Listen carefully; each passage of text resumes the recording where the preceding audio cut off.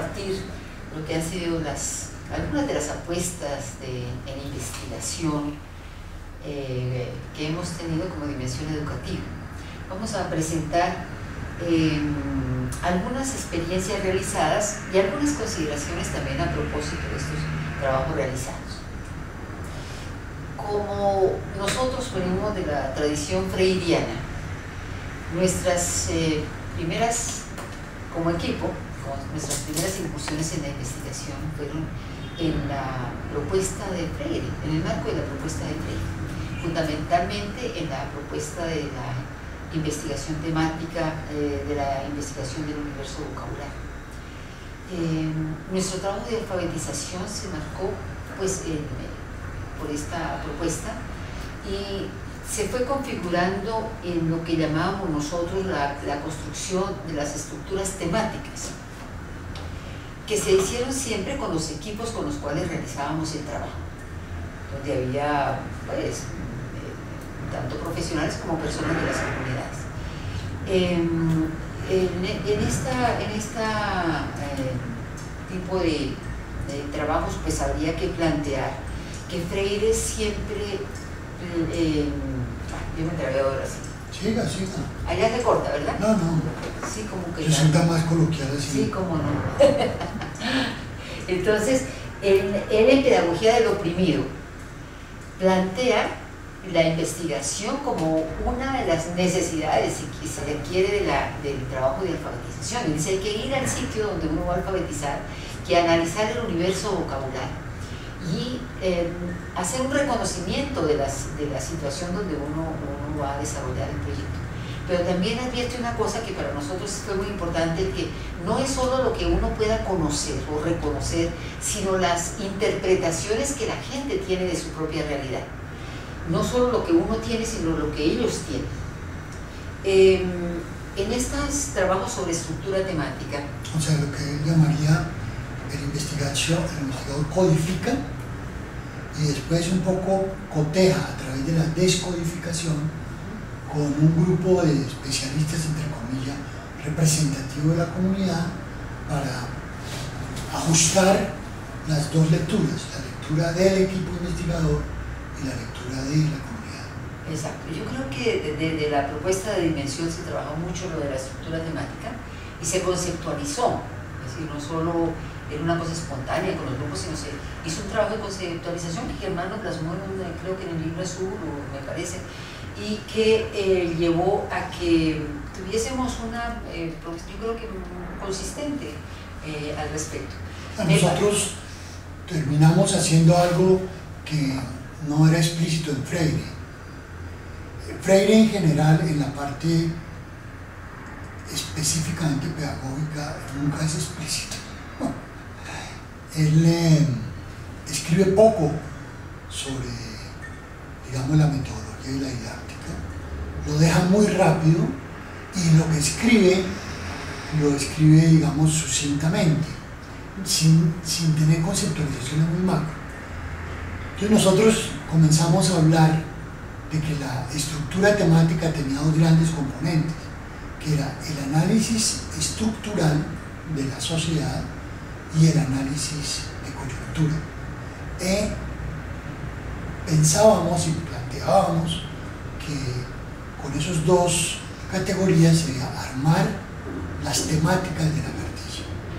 El problema, si uno lo ve retrospectivamente, quizás no en Freire, justamente por esa falta de explicitación o también por una lectura sesgada nuestra, es que ese trabajo se iba muy hacia lo macro, y no solamente hacia lo macro, sino casi con lecturas economicistas y con una reflexión superpolitizada. Con el tiempo, solo con el tiempo, nosotros fuimos evolucionando y comenzamos a decir que había que trabajar mucho más lo micro, que se plasmaba en lo cotidiano, y mucho más integral. O sea, no solamente lo económico, uno tenía que hablar de de lo familiar, por ejemplo, en términos de las relaciones al interior de la familia. Tenía que hablar del descanso, tenía que hablar de las fiestas, ¿sí? De la religión, si era el caso, en fin, de las cosas cotidianas. Yo creo que la propuesta de Freire continúa siendo válida en sus aspectos éticos, políticos, y si uno corre el límite, si trasciende la lectura como de codificación y nos apoyamos en el concepto de significación, que es lo que hoy se trabaja, sigue siendo válida, es decir, tener hoy textos que sean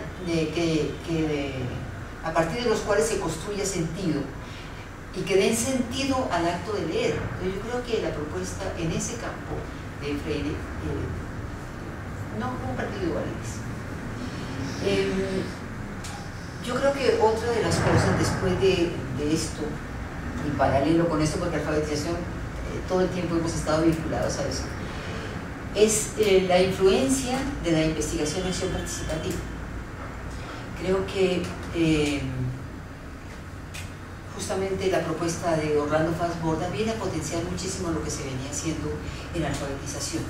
Su propuesta de la recuperación crítica y la devolución sistemática, en la historia doble de la costa, donde aparecen dos escrituras, la escritura del relato por una parte y la escritura de lo conceptual y metodológico por la otra, nos fue dando muchos elementos para el trabajo. Él aclaraba en ese mismo texto aclaraba, por ejemplo, desde dónde hacer el trabajo de investigación, acción participativa, y aclaraba que era desde las condiciones y el enfoque de la explotación, de la opresión, de la miseria, y justamente para potenciar a los líderes, a los intelectuales orgánicos, para darles elementos para su trabajo. Por otra parte, él decía también que para derivar lecciones que permitieran fortalecer las luchas actuales del pueblo. Entonces, no solo para la formación, sino para potenciar las luchas generales. Por otra parte, él y hablaba de dos cosas, que era por la demostración y por la implicación. Es decir, se puede demostrar que las luchas fueron así, pero también por estar los investigadores implicados en las luchas mismas.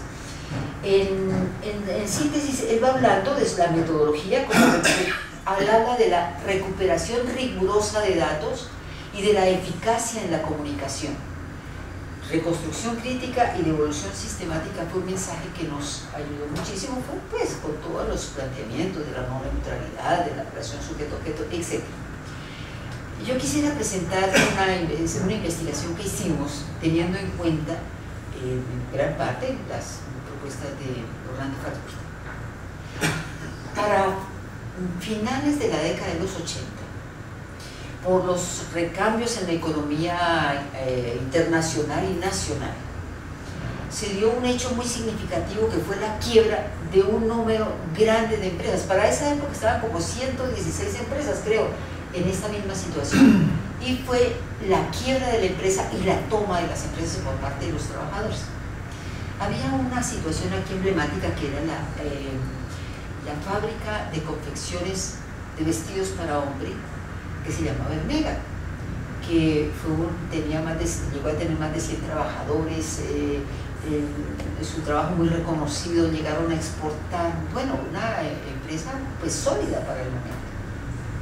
Y más o menos, según el dato, en el año 85 se declara la quiebra de la empresa y la toman los trabajadores. Nosotros y otras organizaciones también decidimos acompañar este proceso, porque no era solo el proceso de Hermega. Pero hay que aclarar que no en todos los casos eran quiebras reales, ¿no? Sino eran quiebras ficticias que los dueños de las empresas hacían para evitar pagarle a los trabajadores las acreencias laborales. No en todos los casos era una quiebra generada por la coyuntura internacional. Sí, yo creo que esa aclaración es válida. Ahora, en nuestro trabajo, ¿qué hicimos nosotros? Uno, la reconstrucción de la historia de la empresa de Hermega. Yo recuerdo que para hacerlo, pues bueno, uno era analizar el presente de Hermega, cuáles eran como los cuestionamientos, las preguntas fundamentales para reconstruir la historia. Y recuerdo que para hacerlo encontramos que la figura clave era la figura de don Pedro. Se hablaba de antes de don Pedro o después de don Pedro, que era el dueño de la empresa. Creo que con otro hermano, pero la figura, digamos, llamativa era la figura de don Pedro. Y apelamos a los álbumes familiares, porque la gente en un primer momento había estado muy involucrada en la empresa, entonces los álbumes eran los que nos permitían dialogar con la gente. Dialogábamos a propósito en las horas de almuerzo, en los descansos, y ahí en las mismas máquinas donde ellos estaban trabajando, hacíamos esta reconstrucción. Esta situación nos llevó a la necesidad de dar información que la gente no tenía. La gente no tenía por qué conocer los recambios en la economía que estaban influyendo, el asunto de los impactos, de las exportaciones, limitaciones en las exportaciones, etcétera, etcétera, etcétera. Entonces, dando esa información, podíamos ampliar las posibilidades analíticas de la gente. Y por otra cosa que hicimos fue articular o establecer relación con dos empresas cercanas que vivían la misma problemática, que fueron Tubos La Potencia y Tejido Santa Catalina, para contrastar y ver cuáles eran las cosas en común y cuáles eran las diferencias que se estaban dando. Un trabajo, además de la recuperación y de estos análisis sobre las informaciones que ellos no tenían, fue la devolución. Nosotros hicimos 4 casetes con el apoyo de una persona que era especialista en eso, Fernando López. Entonces, la contrastación con otras empresas que estaban en la misma situación, entregar información para ampliar los elementos analíticos que tenía la gente, y estaba hablando de que la devolución se hizo a través de casetes, porque pues la gente era de poblaciones de bajos niveles de escolaridad. Entonces, estos programas se oían y se analizaban con las trabajadores y trabajadoras, y también se llevaron a otras empresas. Y se hicieron unas fotonovelas en donde se planteaban los problemas centrales que tenía la toma de la empresa y se hacían unas preguntas para continuar la reflexión y el diálogo con la gente. Entonces apelamos a dos cosas que fueran muy cercanas a sus posibilidades, tanto la audición de los cassettes como la fotonovela, que es algo que la gente estaba bastante cercana a eso. Yo no sé si usted recuerda algo también de lo del medio. No, aclarar que la toma se daba ante la postura del dueño, de los dueños, que decían: nosotros no tenemos plata para pagarles. Y entonces ellos decían: bueno, pero por lo menos tienen las máquinas, y mientras nos pagan, si es que nos llegan a pagar, nosotros nos vamos a apropiar productivamente de la infraestructura que existe. Eso es complicadísimo de llevar al otro lado. De hecho, al final se consigue que paguen algo y se crea una cooperativa con los mismos trabajadores. Pero esa cooperativa, como el problema fundamental no es producir, sino poder comercializar, eso poco a poco se fue extendiendo como una llama. Hicimos entonces estos materiales de la recuperación de Tubos La Potencia, la recuperación de lo del Mega, y un trabajo final analítico que nosotros hicimos que se llamó justamente Memoria de una frustración. Ya con eso ya se puede más o menos intuir qué fue lo que pasó. Bueno, yo quisiera, antes de entrar a hablar de la experiencia de San Bernardo del Viento, que es también un ejemplo de las actividades insertas dentro de la IAP. O sea, como dimensión hicimos varias cosas con IAP, inclusive muchas de ellas alentaron, ese espíritu alentó prácticamente todas nuestras actividades a lo largo de los años, pero específicamente hicimos, vamos a hablar aquí de dos, de Hermega, que menciona Lola, y yo voy a hablar de San Bernardo del Viento. Pero antes de eso quisiera hacer notar que el proceso, que la IAP también ha sufrido un proceso, y que nosotros, un poco sin darnos cuenta, pues fuimos parte de él. Por ejemplo, los primeros planteamientos de Franz Borda nunca hablaban de IAP explícitamente, hablaban de la recuperación crítica y de la evolución sistemática, pero la recuperación crítica era hecha por un equipo de especialistas, ¿sí? Y era crítica. Ahora, que eso después había que devolvérselo al pueblo era otra cosa. Solo con el tiempo se comienza a introducir de forma explícita lo que podrían ser los tres grandes componentes de la sigla: investigación, acción, participativa. Después del Congreso de Cartagena. Después del primer Congreso de Cartagena. Pero aún así, la IAP nace con una serie de problemas y con el tiempo va evolucionando a punto tal de que, por ejemplo, una de las últimas críticas que se hacen es que la IAP es no una IAP, sino una acción participativa, donde la investigación se ha convertido en muchísimos casos en un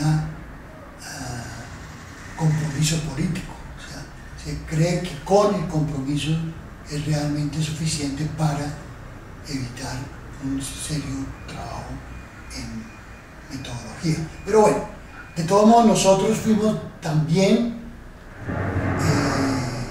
parte de esa evolución. Más adelante vamos a hablar de cómo intentamos resolver el problema de la falencia de la I a través de la incorporación de la etnografía. Y por ahora quisiera referirme a San Bernardo del Viento. San Bernardo, pues es un paro cívico que se hace en una población de Córdoba.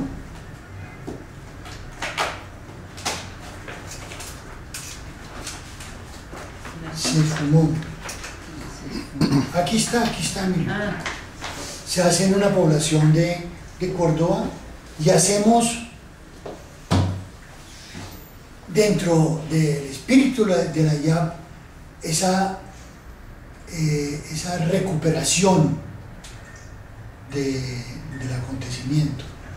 Yo solamente quisiera leer algunas de las coplas que hicieron los participantes. San Bernardo despertó, qué cosa tan admirable, y el pueblo empezó a pedir servicios de agua potable. Pero los politiqueros sin duda no hicieron caso, y el pueblo necesitado decretó su primer paro. El paro está caminando, el alcalde nada dio, mientras el pueblo pedía que venga el gobernador.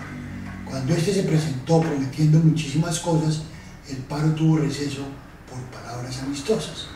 Pero después de que el plazo estuvo vencido, la gente empezó a gritar, pues este es un incumplido. Y el comité de Bueno, este trabajo de San Bernardo es, como decía, una expresión de nuestra concreción de la IAP, y tendría dos acotaciones muy sui generis. Primera, que a partir de él se hace un juego de simulación para poner a disposición de otros municipios que querían hacer paros la experiencia de San Bernardo. Un juego donde usted, si pierde, pues pierde puntos, pero no pierde el paro ni va a terminar en la cárcel. Como una especie de monopolio, que es el estereotipo clásico de lo que es un juego de simulación. Juego de tarjetas. Con tablero. Con tablero, sí. Y simultáneamente se introduce un folleto que da la lectura macro, ya no de San Bernardo, sino en general de todos los movimientos cívicos que se estaban generando por la época, que se llama Los paros cívicos locales, hacia un análisis histórico y nacional. Bueno, eso sería lo que yo diría a propósito de la IAP. Ahora, yo creo que hay una cosa que como dimensión también fue importante, y fue la posibilidad de divulgación a través de un aporte 20 que se editó no sé cuántas veces, como 6 veces. Y traía como, digamos, textos... Más o menos 1000 ejemplares sí. en cada ocasión. Yo creo que... Para nuestra época, sí, sacar 6000 ejemplares en diferentes periodos a lo largo de varios años. Yo creo que sí, llegó al ámbito universitario, trabajos, digamos, que se hacen, no académicos y académicos, y planteaba digamos, las personas que habían trabajado hasta el momento, los postulados de las personas o experiencias de personas que habían trabajado hasta el momento. Estaba una propuesta, la investigación obra de los trabajadores de Orlando Falsborda, una crítica de Pedro Demo, estuvo también Antón de Schutter, Germán escribió sobre el tema, yo también escribí sobre el tema. Creo que fue una época marcada por esta propuesta y que fue la que fue posteriormente dando origen a la recuperación colectiva de la historia y a la sistematización de experiencias como modalidades investigativas que han adquirido algún grado de autonomía frente a otras posibilidades. Ya, bueno, entonces la IAP, nos sumergimos en la IAP,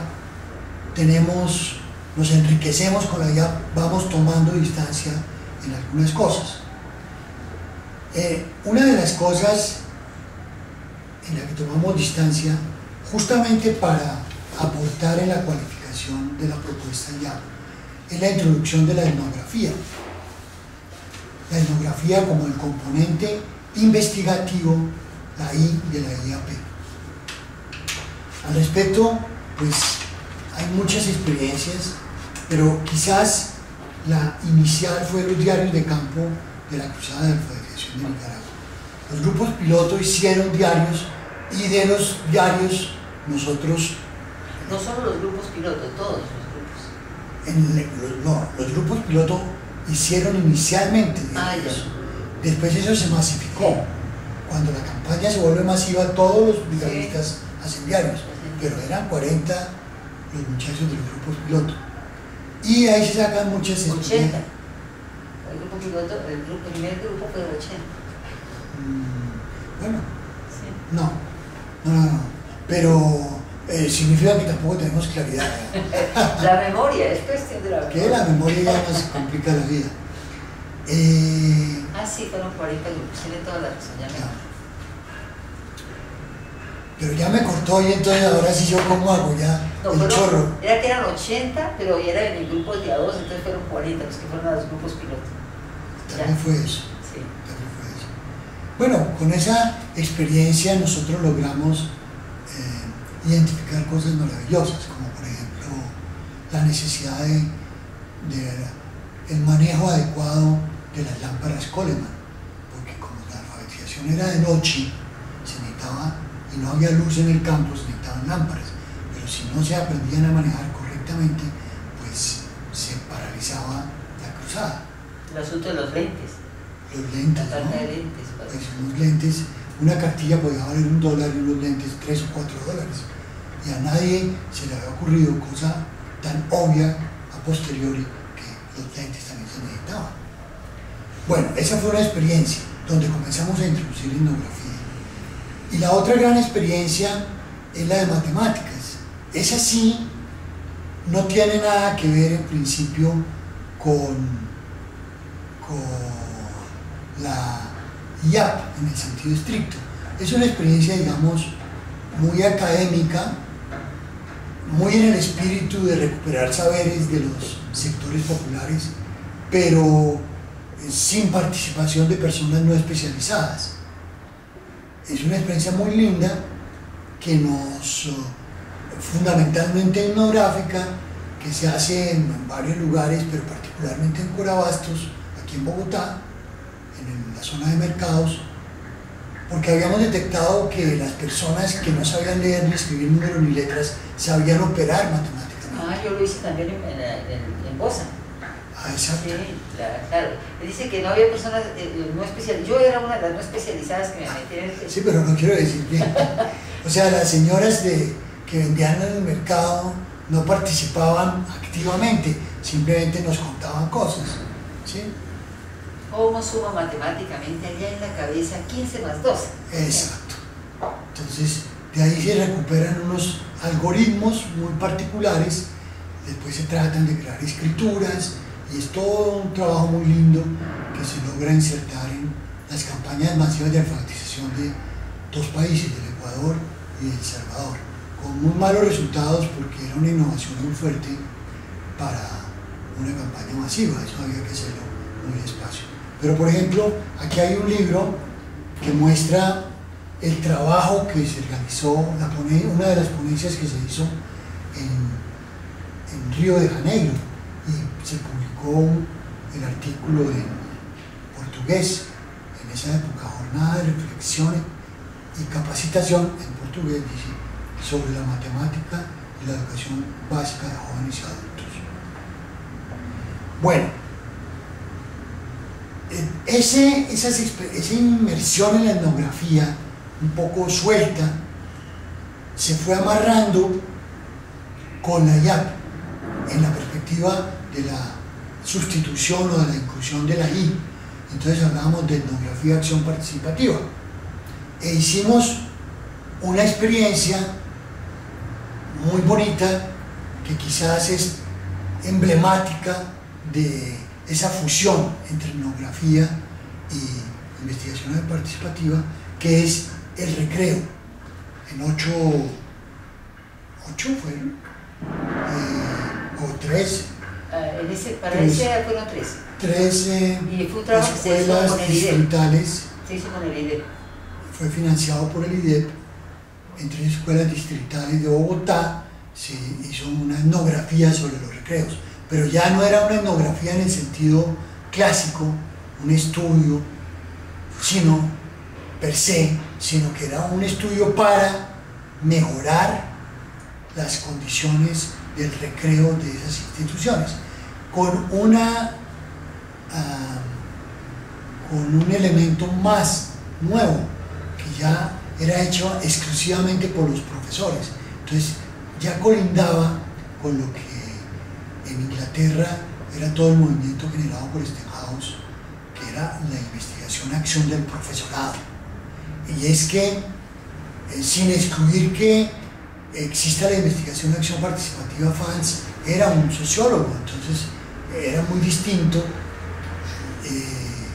el objeto de estudio, aunque no se debería decir objeto, sino la temática, la problemática de trabajo, cuando usted va a un barrio, por ejemplo, que cuando usted se circunscribe en un colegio o en una escuela en particular.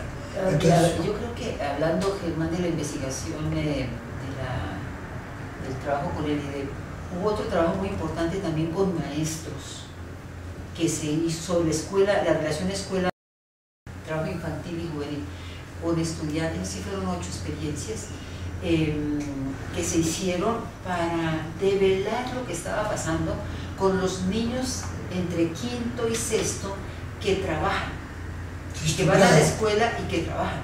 Entonces fue una experiencia también muy bonita, muy interesante, más que interesante en el sentido que se logró como una especie de meta lectura, haciendo minuciosidad, haciendo una recuperación minuciosa del proceso y además integrando la producción, ¿cómo te digo yo? Como aprovechando la producción de los maestros para hacer un material de divulgación hecho con las mismas prácticas de los maestros.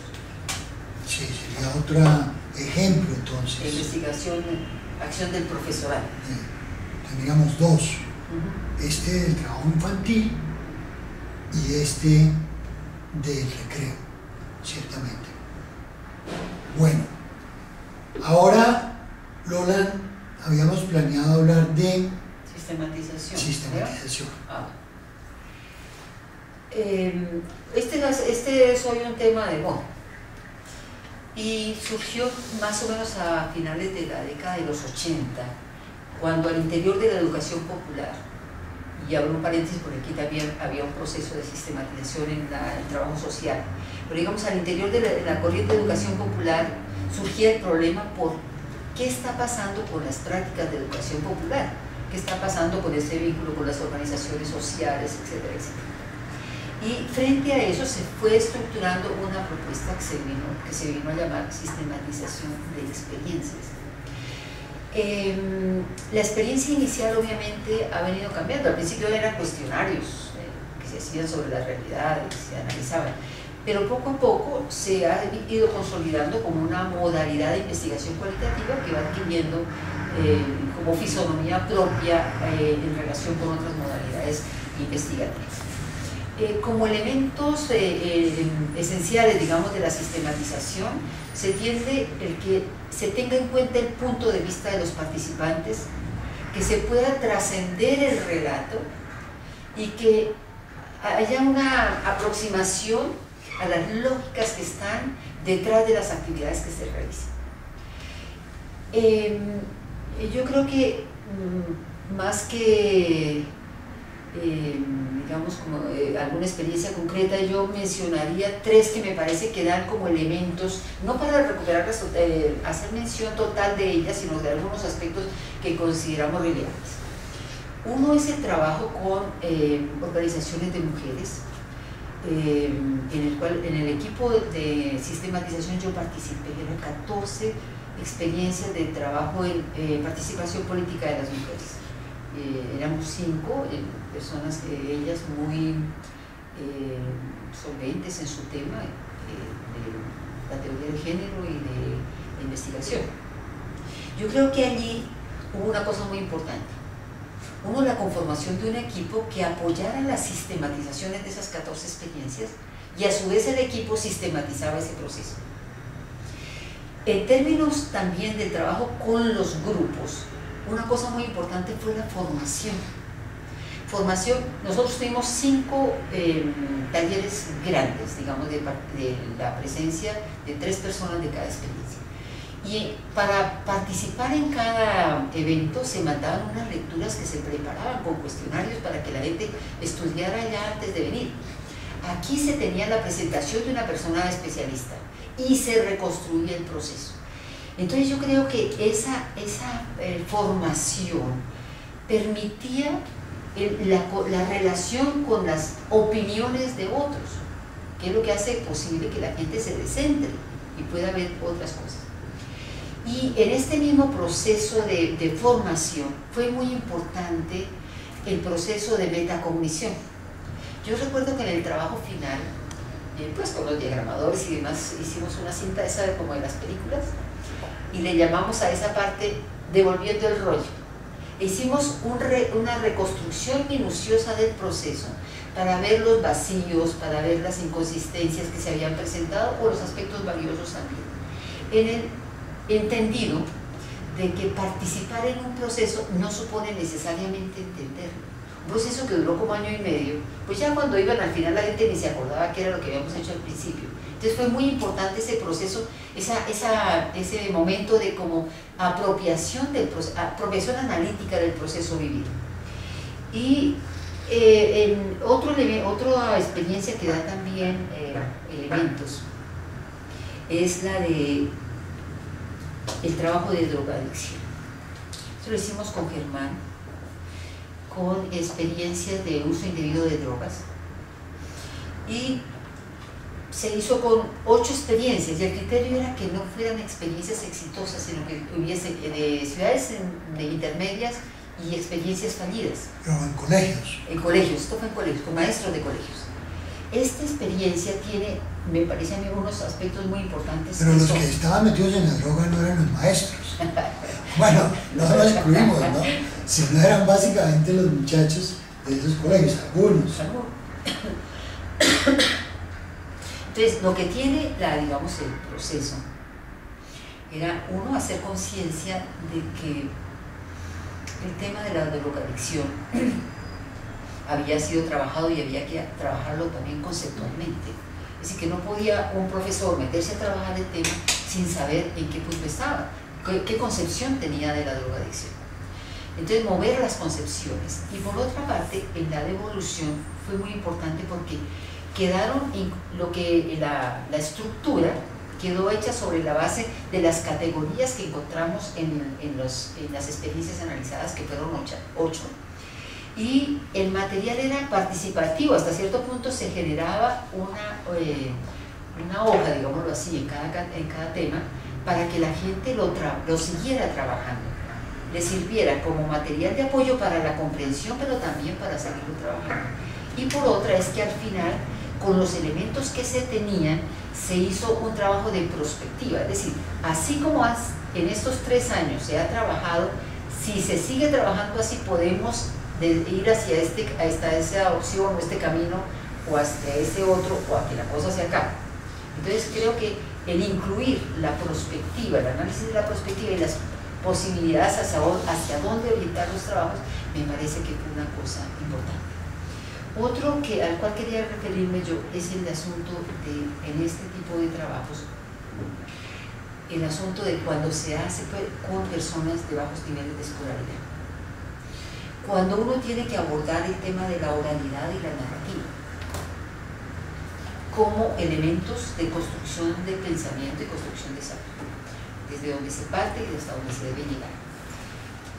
En ese tipo de investigaciones donde prevalece la oralidad y la narrativa son muy importantes los recursos mnemotécnicos, es decir, aquellos que permiten fijar el proceso. De hecho, en estas comunidades la memoria colectiva graba así, pero casi indeleble lo que son sus hechos fundamentales. Pero ayudados con algunos elementos, pues son muy importantes. En el caso, por ejemplo, de la comunidad oral del Chocó se utilizaron lo que llamamos un mapa y utilizamos el color, el dibujo y no importaba que no supiera leer.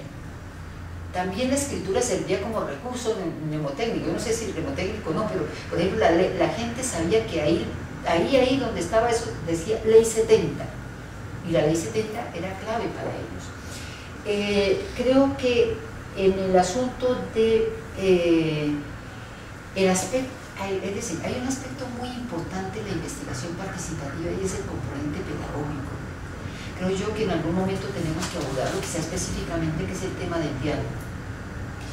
Porque, ¿cómo, por ejemplo, entrar a producción de saber si no se tiene una metodología adecuada? En este caso que también mencionaba, el asunto era cómo hacer mover los conceptos. Ellos tenían un concepto de empresas comunitarias. ¿Cómo mover ese concepto? Entonces, lo que hacía posible eso era contrastarlo con 2 elementos que me parecieron a mí en ese momento importantes, que era frente a la cooperativa o al cooperativismo y frente a lo que llamaríamos economía solidaria, para que la gente, teniendo claro qué era lo que qué era lo que ellos entendían por empresas comunitarias, hubiese la contrastación con la cooperativa y con la economía solidaria para mover los conceptos, pero en la oralidad.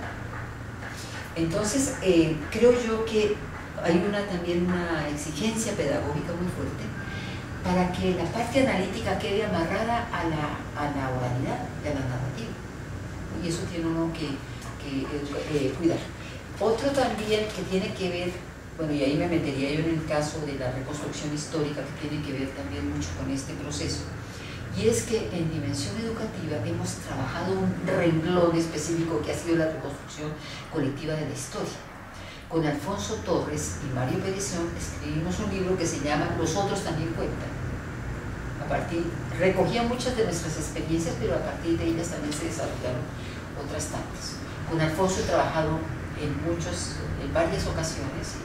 El aporte de él, obviamente, como historiador, como educador, ha sido muy importante, y Mario también en su trabajo ha incorporado este tipo de cosas y también con experiencias muy significativas.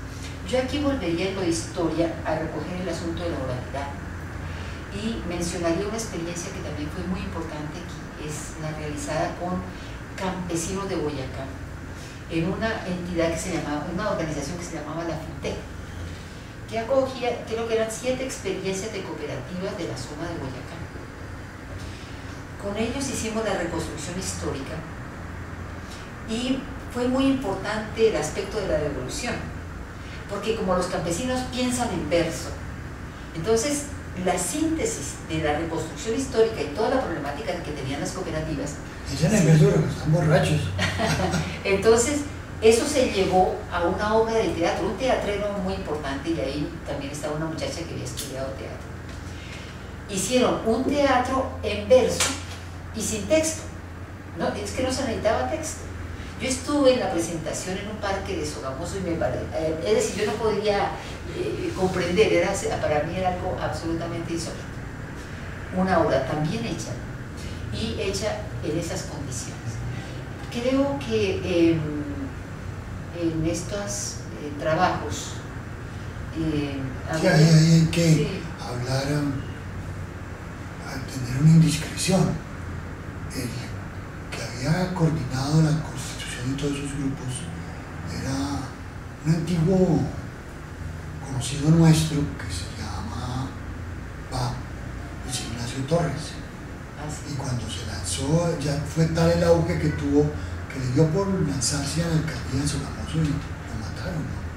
O sea, esto era complicado en esa época. sí. ¿Qué más iba a decir? ¿Y en esa? Yo creo que casi en todas, Casi en siendo todas. complicado. Yo creo que, digamos, estos trabajos que hemos realizado tienen como algunos temas transversales. Pero antes de los transversales yo quisiera terminar hablando de una experiencia que fue la que se hizo con los suizos. ¿Usted por qué no introduce cuántas experiencias entraron en el proyecto y todas esas Pero cosas? es que no, como eso, eran sobre trabajos que se hacían en zonas de altísima complejidad, dado la situación que vivía el país en ese momento y que sigue viviendo, pero era los Montes de María, era Buenaventura, toda esa zona de Córdoba, estaba Carmen, ¿qué? ¿Cómo se llama? De Bolívar, una zona de Bolívar, Córdoba, Buenaventura, eran zonas donde el problema político era sumamente ágil. Entonces la embajada tenía un trabajo de apoyo a esos trabajos que eran de ayuda humanitaria prácticamente. Lo hacía con técnicos y ellos querían pues, apoyar un trabajo de reflexión sobre lo que se estaba realizando. Se recogieron estas experiencias y se analizaron y yo recuerdo que la complejidad era que la movilidad nos pedían que tuviéramos teléfono celular para podernos llamar porque a determinadas horas ellos ya no podían salir y querían comunicarse de esa forma. Ahora con ustedes en ese momento compré yo un teléfono celular. Que no usan todavía. Y, esto fue antes del 2004, fue como sí, 2003, 2002. Sí, por ahí. Cuando estaba el furor del tema. También estaba gente de Bucaramanga, de Puerto Wilches y Barranca Bermeja, sí, del Cauca. Sí, era un trabajo bastante De significativo. fundación. Y se hacía con los técnicos, fundamentalmente con los técnicos, educadores que estaban vinculados a los procesos. Se hicieron talleres con ellos en Montería, se hacía, ¿no? Y creo que hicieron Buenaventura. Sí, estoy de Montería, Buenaventura. Bueno, se recogió la experiencia de los distintos procesos y se trabajaron lo que era, digamos, con ellos el análisis del contexto y de las temáticas. Por ejemplo, todo el tema de la ayuda humanitaria. Había que entender qué era eso, las bondades y las dificultades. El asunto otro tema que se trabajó fue el tema de la vulnerabilidad que se entendía por eso. Bueno, algunos temas muy pertinentes para el tipo de trabajo que se estaba realizando. Yo creo que, perdón la interrumpo, que una de las cosas más importantes que nosotros logramos en ese proceso fue explicitar el proceso de producción, o sea, el proceso de sistematización, porque fácilmente uno sabe hacer, pero una cosa es saber hacer y otra es saber cómo se hace. Y en este caso, ese saber cómo se hace, que era fundamentalmente lo que pasaba a través de un proceso de categorización, quedó ya explícito en el 2004. ¿Sí? A ver, yo le doy un ejemplo. Nosotros hablábamos de que una fuente podía hacer una entrevista o un acta, y aquí hay un caso de una entrevista. Entonces, la entrevista recogía algunos elementos como estos: ollas comunitarias. A los pocos días comenzaron a romperse los platos y a perderse algunos cubiertos. Pero el problema mayor fue el gas. Boletearon a los camiones que los traían, incluso quemaron 2 que no pagaron la boleteada, y entonces el precio de los tanques prácticamente se duplicó. lo que rompió todos los presupuestos que habíamos hecho. Las personas se comían todo, pero se quejaban de que era muy poco. Nosotros habíamos pensado en un menú balanceado, pero ellos querían básicamente cantidad. Entonces, este es un ejemplo que comienza a evidenciar las subcategorías y las categorías. Por ejemplo, el problema del robo de cubiertos. Uno se imagina pues que allí es toda belleza, toda pureza y toda bondad, y no, o sea, había robo. Pero por ejemplo, el caso de la quema de los camiones de gas, que rompía todos los presupuestos porque el valor del gas aumentaba significativamente, o el problema de los hábitos alimenticios. La gente, más que comida balanceada, quería era cantidad.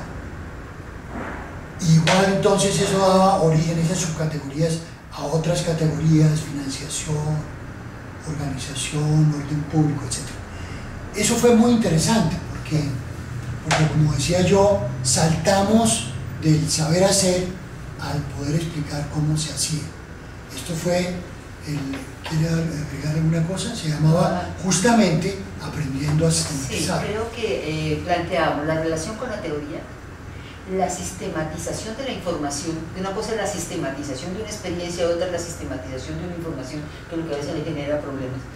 Y lo otro era el asunto de cómo escribir también. Se decía cómo se organiza ya la escritura, cómo esto se vuelve capítulos. Entonces, creo yo que fue una lectura que permitió plantear el proceso que se vivía y poderlo socializar también a otros dentro de lo que era la modalidad, digamos, de construcción de la propuesta, ¿no? Habría dos cositas quizás que agregar. Los planteamientos anteriores están muy metidos dentro de lo que se podría denominar la investigación cualitativa, pero nosotros también hemos hecho investigaciones de orden cuantitativo. Lo que nos muestra de entrada que no estamos diciendo que hay que desechar lo cuantitativo porque tiene un tufillo positivista o cosas por el estilo. No, hay que utilizar lo cuantitativo cuando se es pertinente al trabajo que se va a realizar. Nosotros aquí vamos a mostrar dos trabajos cuantitativos. Uno, que es el que se hizo con la UNESCO en el marco de una investigación sobre investigación de adultos, sobre educación de adultos, como en 7 países de América Latina. Estaba México, Chile, Brasil, Argentina, y fue un trabajo donde se aplicó una gran encuesta. En cada país se aplicaban más o menos 1000 encuestas. Más que una encuesta, eran, encuesta, pero además tenía pruebas de lectura y escritura, porque la investigación se llamaba la lectura y la escritura era muy interesante porque cobijaba los 4 primeros estratos de población. Entonces usted podía tener ahí personas de primer grado, incluso analfabetas no, de primer grado, cursado hace X años, que le daba casi un analfabetismo funcional, hasta personas que tenían maestría, posgrado en alguna cosa. En Bogotá lo hicimos, en Colombia lo hicimos en Bogotá con una muestra de 1000 personas, como en unos 25 barrios, escogidos al azar, y en fin, eso fue un trabajo apoyados por una institución especializada en ese tipo de encuestas. Pero ahí el problema grande que tuvimos con la investigación no fue con la investigación cuantitativa, sino contra las falencias que se pueden dar. Por ejemplo, cuando nosotros, y eso fue algo que pasó no solamente en Colombia, sino en varios países, la investigación tenía un prefiltro, o sea, una prueba preliminar para ver a quiénes se le aplicaba el cuestionario principal, que era larguísimo. La prueba preliminar era de como 7 ítems. y resulta que nosotros salimos en Colombia con un 48% de personas con niveles bajísimos de lectoescritura y matemáticas. Lo mismo pasó en México. Creo que pasó también en Brasil. Decíamos, esto no puede ser, si usted lo aplica al azar en 4 estratos, casi la mitad de la población no le puede salir a punto de ser analfabeta.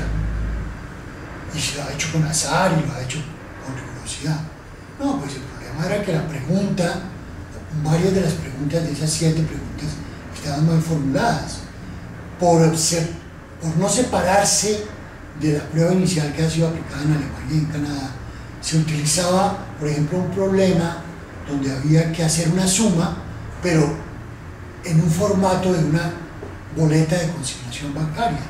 Entonces nosotros sí decíamos, ya desde antes de aplicar, no, ponga una suma, le voy a una tienda y compro 2, 3 cosas, sume.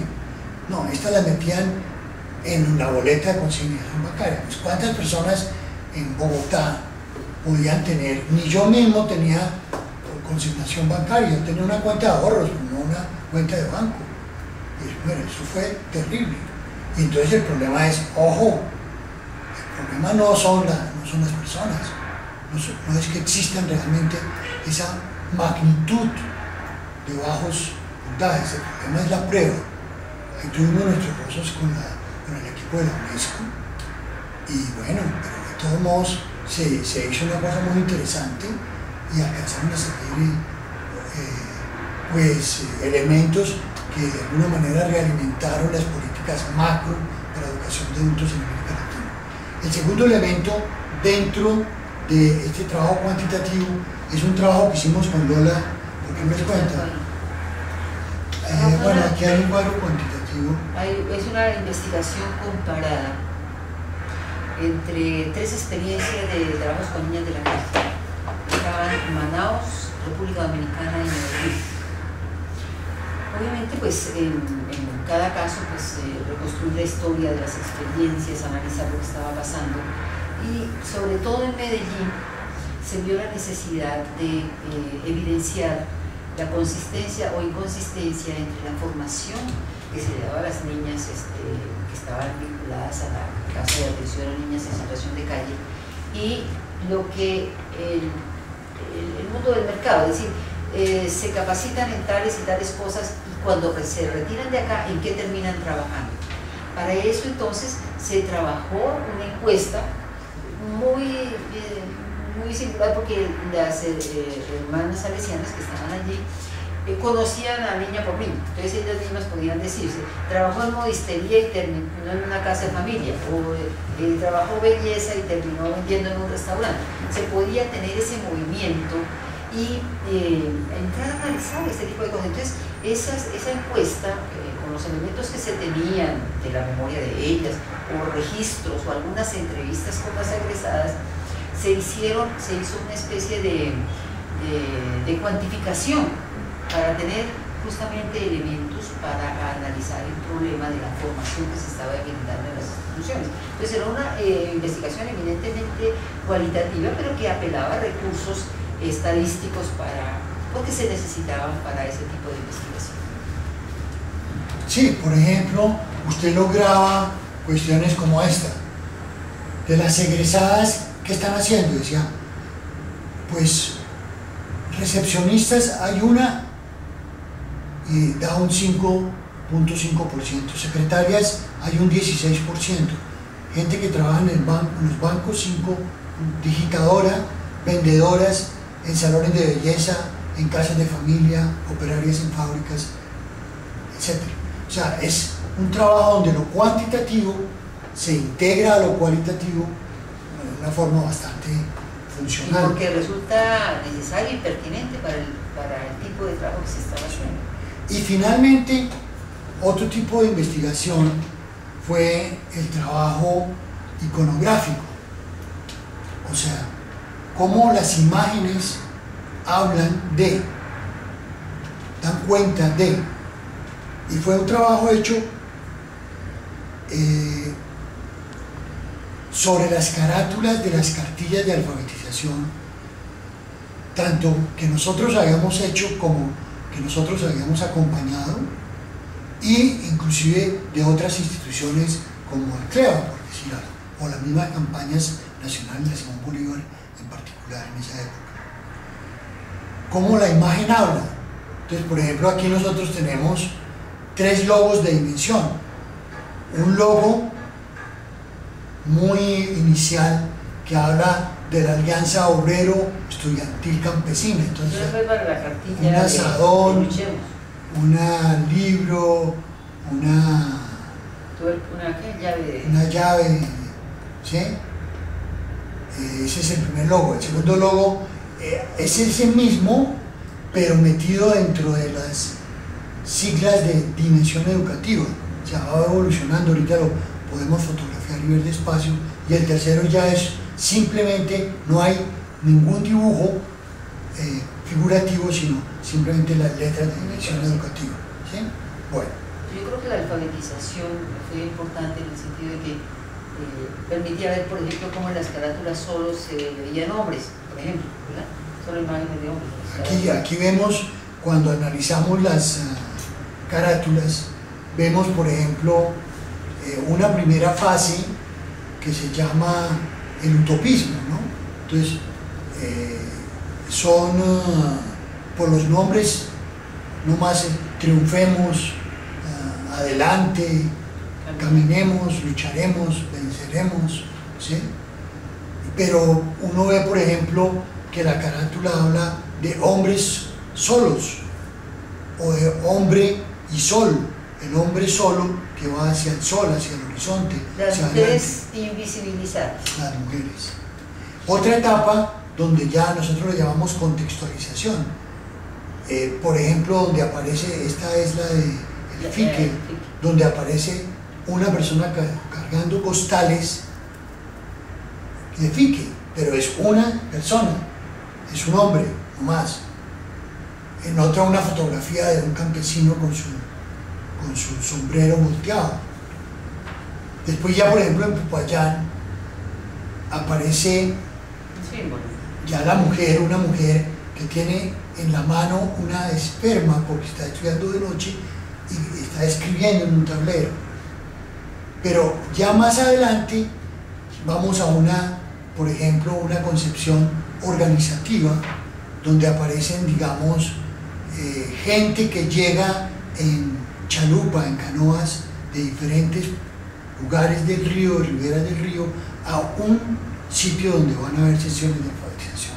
O sea, como la última es Cayali, que es la que se hace con los Sicuani, donde aparece la cara de una nada para dar toda una escritura y una lectura de la cara y del cuerpo. Porque esto fue dando también paso a considerar la lectura de imagen como una cuestión muy importante en los trabajos, dado también el asunto de la relación con los medios, ¿recuerdan? Sí. Entonces, como la gente ve más televisión que leer, pues, era también importante entrarle al asunto de la propaganda, al asunto a una lectura más allá de la lectura alfabética. Entonces también nosotros íbamos con esa onda en ese momento. Yo diría que este video en particular lo que está mostrando es el papel que una ONG como nosotros jugó en su época.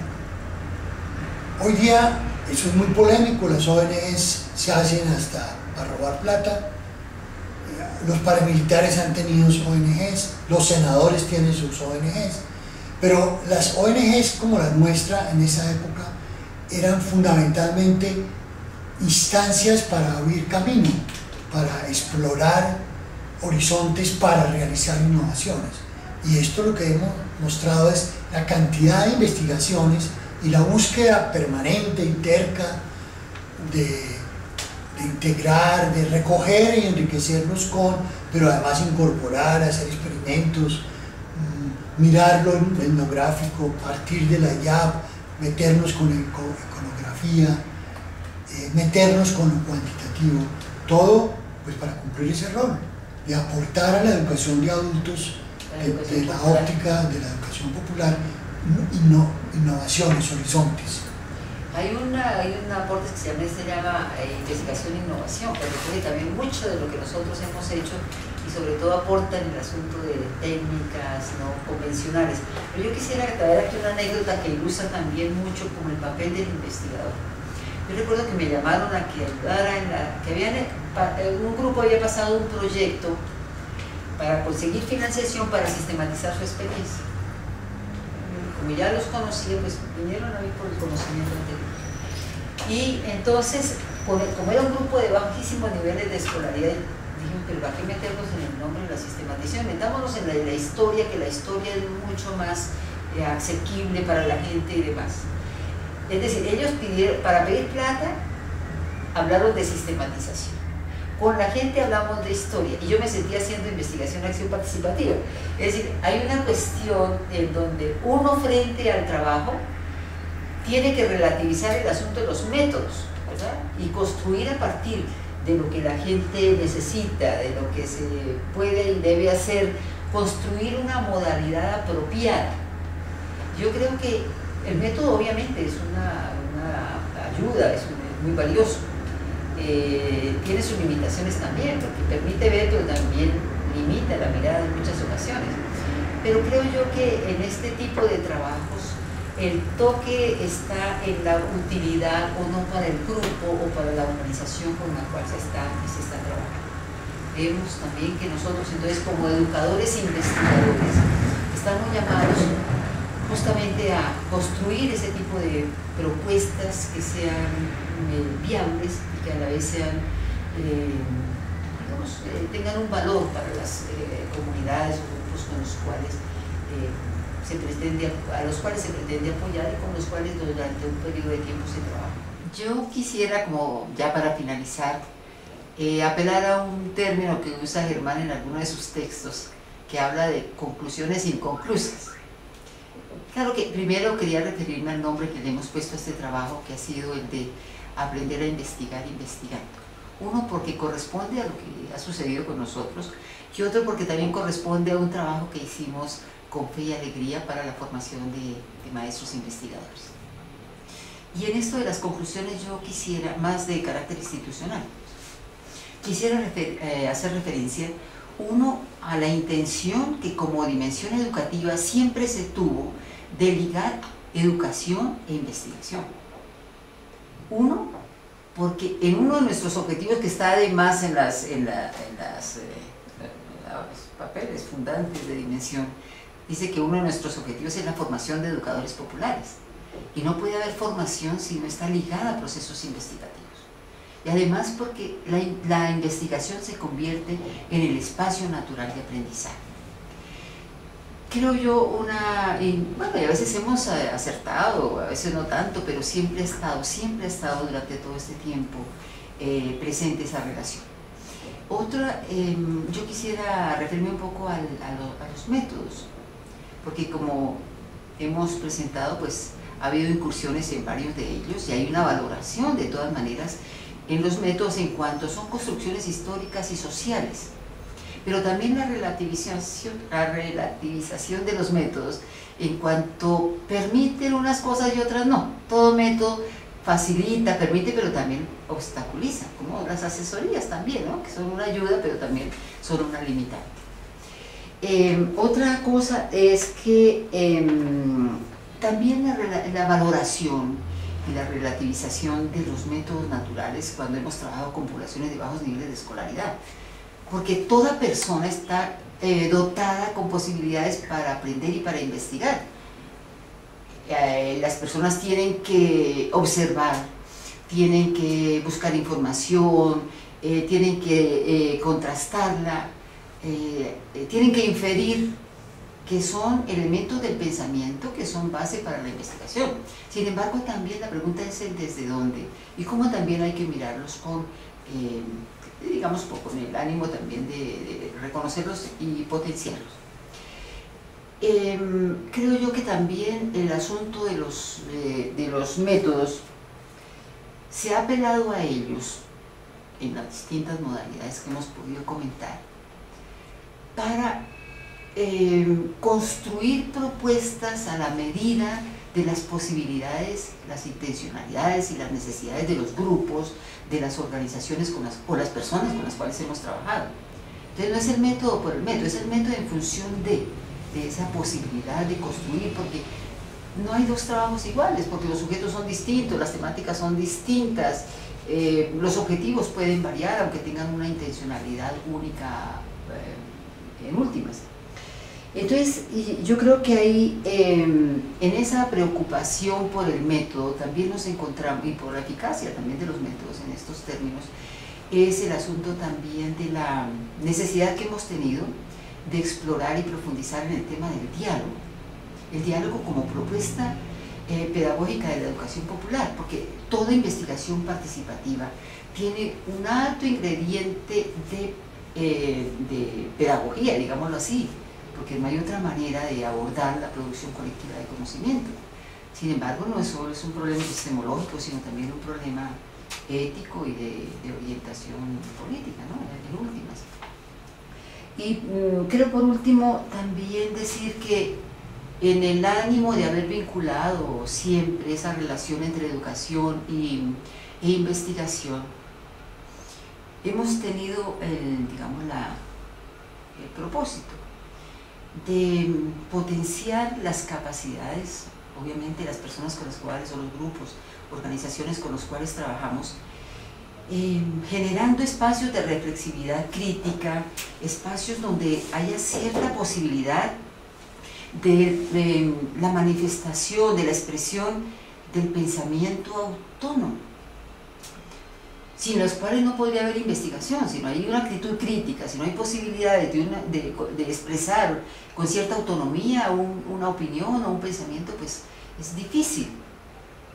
Entonces yo creo también que esto que se ubica en el ámbito de la posibilidad de investigación, pues también se ubica en el ámbito de la posibilidad de generar actitudes, saberes, conocimientos, en términos de fortalecimiento de la ciudadanía. Una ciudadanía activa requiere de un pensamiento también con mayor autonomía para la capacidad de deliberación, de participación, de organización. Es que, creo que en últimas estos trabajos se han ubicado así, en un horizonte, en el horizonte de transformación que muchos de nosotros, en los cuales seguimos empeñados y seguimos aferrados a que es una esperanza legítima que tenemos. Entonces con esto damos por finalizada esta parte. El libro.